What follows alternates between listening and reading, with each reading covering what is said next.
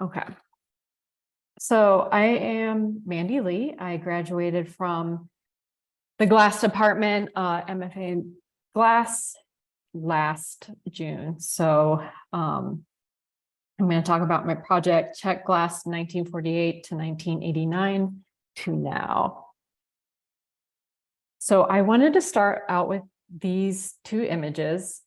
These sculptures are by Jaroslava Britova and Stanislav Lubensky. And I have to say that they are these sculptors were my gateway into Czech glass and my interest. I saw these about 10 years ago, but my gateway into sort of wanting to be working in this specific country. So some things that I was really intrigued by these sculptures were they are monumental in size. They have a really interesting history in that these sculptors operated mostly through the communist era. And I was really curious to see how glassmaking, in terms of how it was thought about, the technologies that were used, how that kind of shifted from that period post 1989 to now. So this kind of really began with a question, and also being an architect, the scale was something that was really intriguing to me. And I think, having lived my entire life in the US, I also really thought that it would be important to kind of study and research these questions in context. And while the political situation is very different now, just being in the place would be really interesting. So I wanted to talk a little bit about my experience with the application process in general.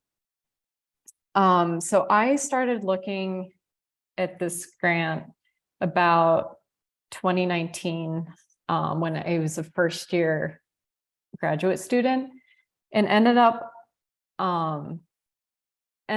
not applying until 2021. So headed into my final year at school.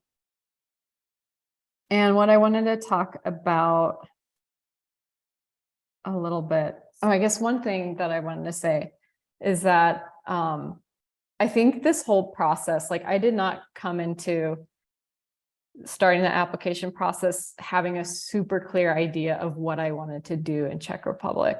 Like, I knew I was really interested in this idea of like the technology, the evolution of response to political histories, but that sort of crystallized throughout the entire process of writing the grant.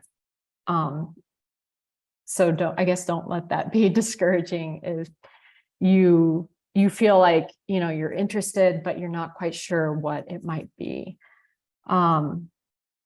And I wanted in particular to touch on host country affiliation, because I feel like that can be a little tricky. And I'm sure you asked, it was really great hearing Jesse's experience with that. And I know a lot of people that I've talked to have had really different experiences of how they approach that as well.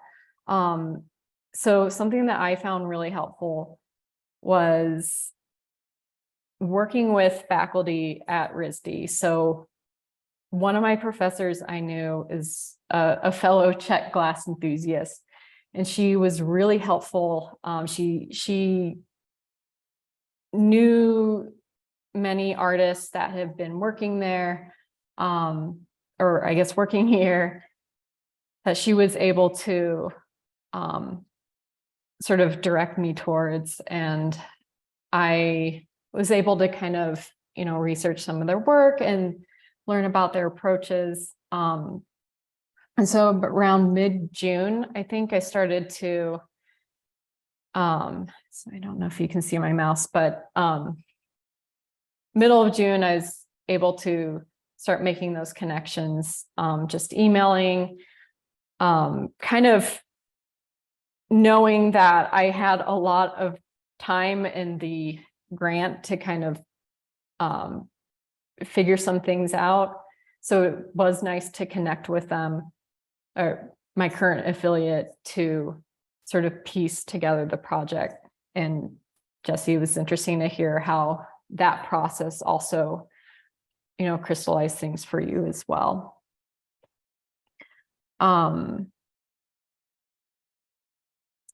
So what does a Fulbright look like?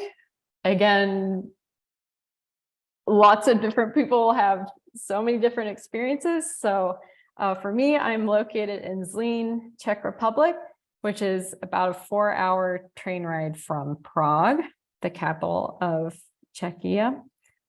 And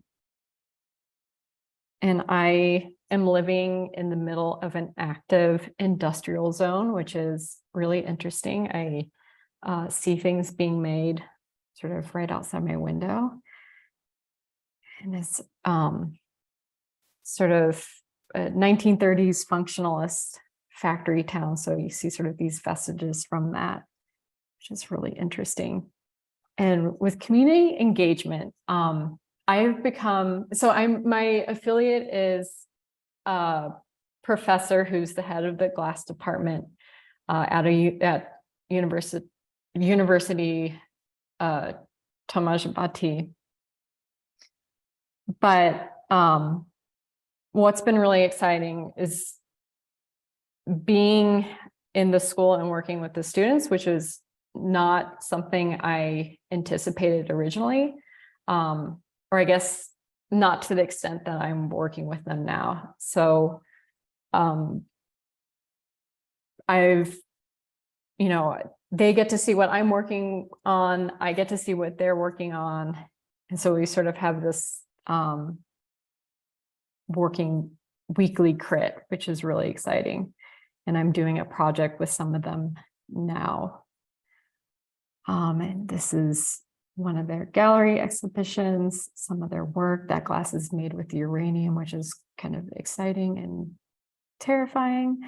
I also wanted to mention that I found the international students group a really great resource to meet a lot of different people from around the world, which has been really interesting and exciting. But also the group has been really helpful in kind of connecting me with language, I guess language classes and language resources. My country did not, Czech Republic did not have a language requirement, but I've always wanted to learn another language, and I think just it's kind of in this setting, it made a lot of sense to do that. So international student groups can be really helpful. So for my project itself, I've kind of laid it out into a research component and then developing work that's in response to that research.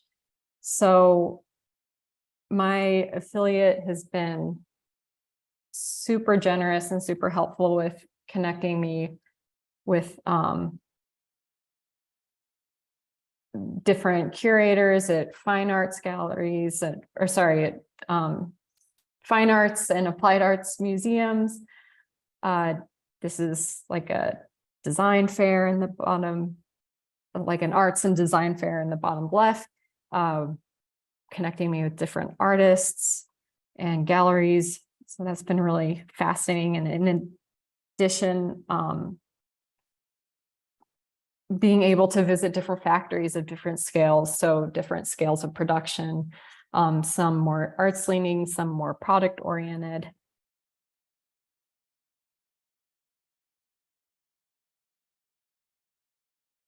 And then also being able to use some of their resources, or I guess have access to hot shops and special glass working facilities. So for me, what that looks like, it's I'm able to access a facility every other week. And this experience has kind of opened up my work in a way that I had not anticipated, and in really the best way.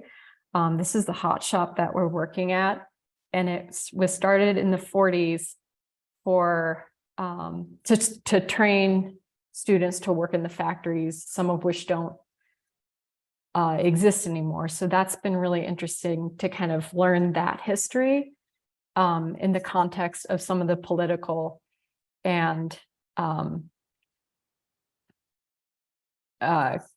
technical histories that I'm also really interested in.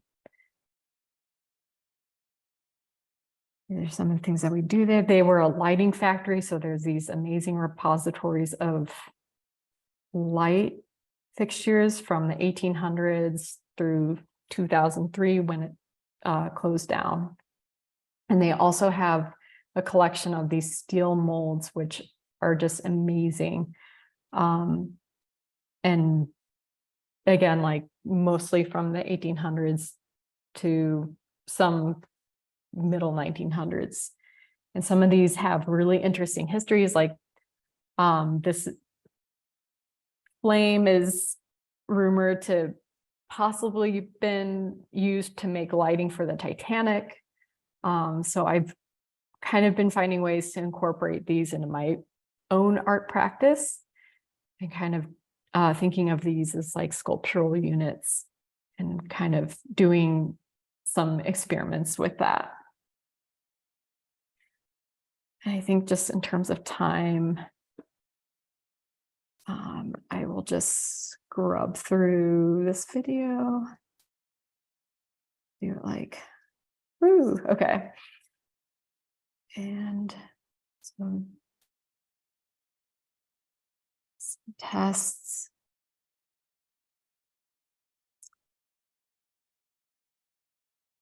And thank you very much. That's what I've got.